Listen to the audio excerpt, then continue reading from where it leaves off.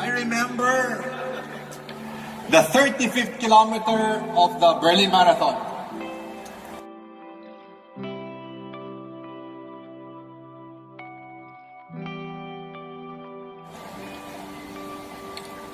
Pag marathon kasi 42. So 7 kilometers to go. And I was telling myself, nakaka-35 na ako. So siguro, slow down a bit, relax. Besides, of the 50,000 runners, by that time, yung 10,000 nag-quit na. Yung 10,000 nag-iisip ng mag-quit. So feeling ko, hindi naman ako mag-quit, medyo pabagala ko lang ng kaunti. And when I closed my eyes to relax, whose face do I see? My eldest son, Donnie, yung artista. Nagkasundo kami that I will reach a new personal record in that marathon, which was my maybe 8th or 9th marathon. And I remembered, meron palang chip dun sa aking numero at tinatrack niya ako sa computer online. Ibig sabihin, every kilometer, he knew my time. At malalaman ni Donnie, habang pinapanood niya, na pagdating dun sa 35th, bumagal na ako. And after the race, I know that already my son would ask me, Dad, what happened to you dun sa 35th? Kasi medyo bumagal ka. Now, kung sobrang cramps all over, so son, grabe, I was cramping all over. Pero tinapos ko pa rin, bilib siya. Wala namang cramps eh. Or maybe I could have said, grabe, mali ang hydration ko, mali ang nutrition ko, so nagsusuka si daddy.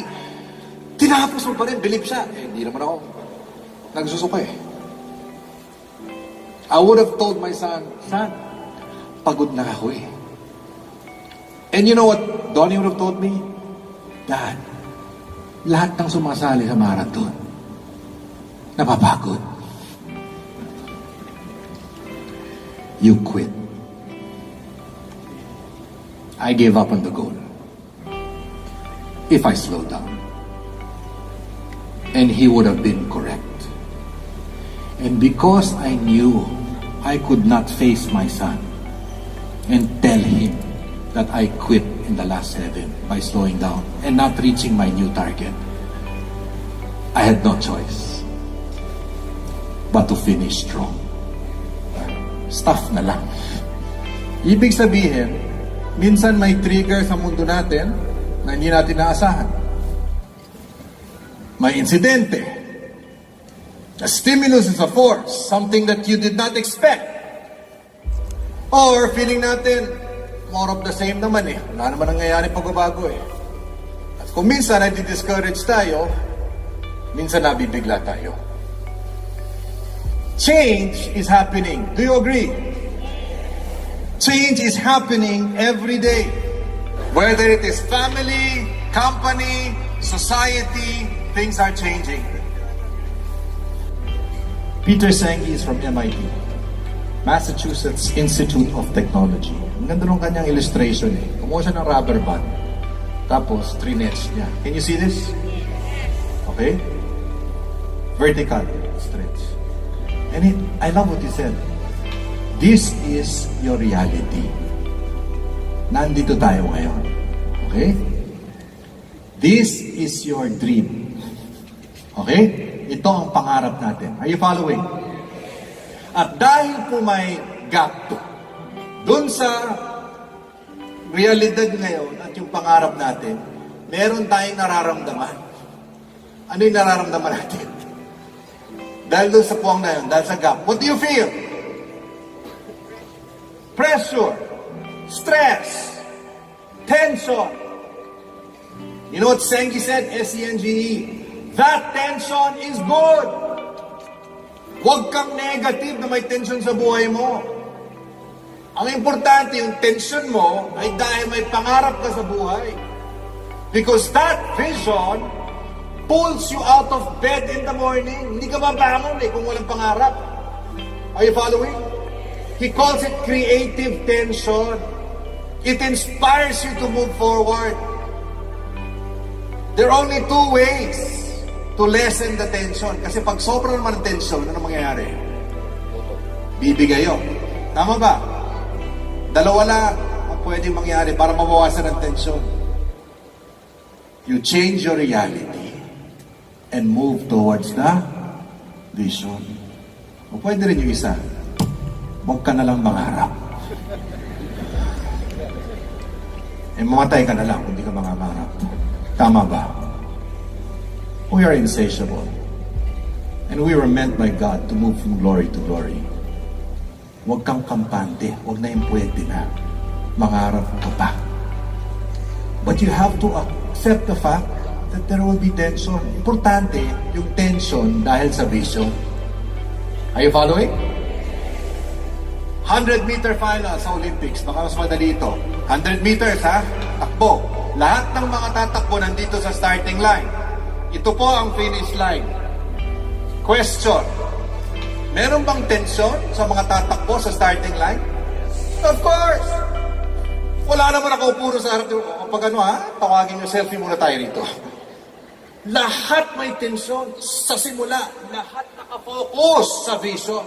And when the starting gun is fired, because of that tension based on the vision, everybody goes to the finish line. Nobody goes to the left. Nobody goes to the right. May dalawang magkakapatid. I don't know if you heard this illustration before, but I think it's perfect. Sometimes we have to hear these illustrations again.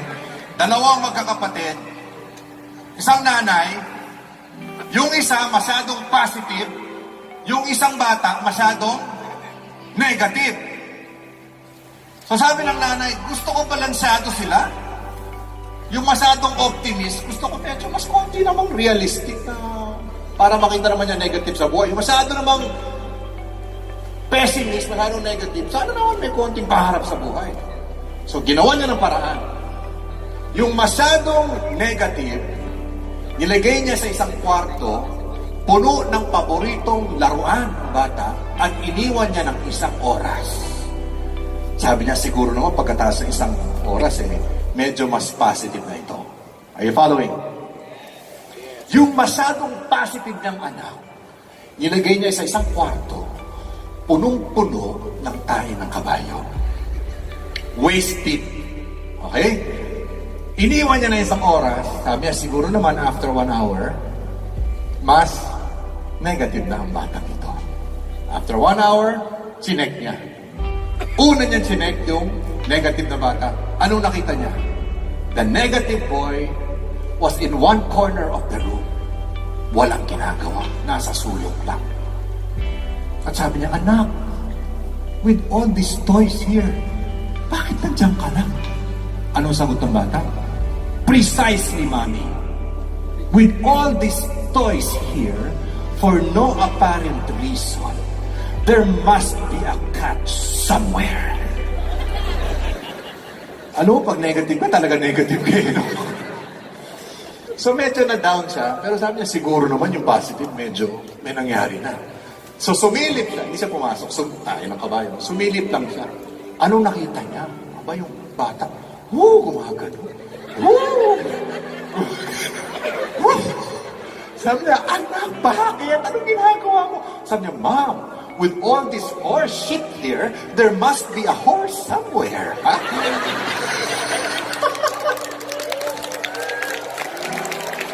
Naghahanap pa ng kabayo.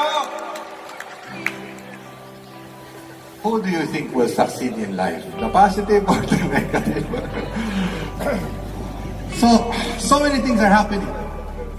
Pero ang panahon na natin, napaka-importante. A point to the ceiling. Okay, can you do clockwise circle? Clockwise, ha? Go, clockwise. Turuan nyo nga yung tatabi ninyo clockwise. Okay. You got it so far. Now, follow me, ha? Do not change the turn. Kailangan parehong ikot at pointing up. Pero ibaba mo lang hanggat nasa stomach level tayo. Pointing up pa rin, same turn. Okay, now, look down. Clockwise pa ba? Clockwise pa ba? Eh kung clockwise pa, may problema ka sa paningin mo. Nagbabago, di ba? Maulitin nyo. Eh ba't nagbago? Hindi na magbago yung ikot. Anong nagbago? Ang perspective. This is the view from the top. This is the view from below. This is the view of the child. This is the view of the parent. This is the view of the upline. This is the view of the downline. This is the view of the subordinate follower. This is the view of the boss. All views are correct. It's a matter of perspective. And let me tell you this, the one who is able to see all the views will become the leader of all. I don't know if I shared this before. I think I have to stress it again. No matter what happens to you, one of my mentors, John Maxwell, reminds us, it's not what happens to you that's important. It's what happens in you. Yung reaction mo importante, yung pananaw mo importante, hindi ko na nangyari sa'yo, yung sagot mo. Ang hayop, mga kaibigan, ulitin lang natin to, alam niyo na to, pero nakakalimutan natin. Pag meron pong puwersa o stimulus po tawagin, hindi nag-iisip yan. Bigla yan magre-react. Instinct. Are you following? Ang tao, katabi mo, tao,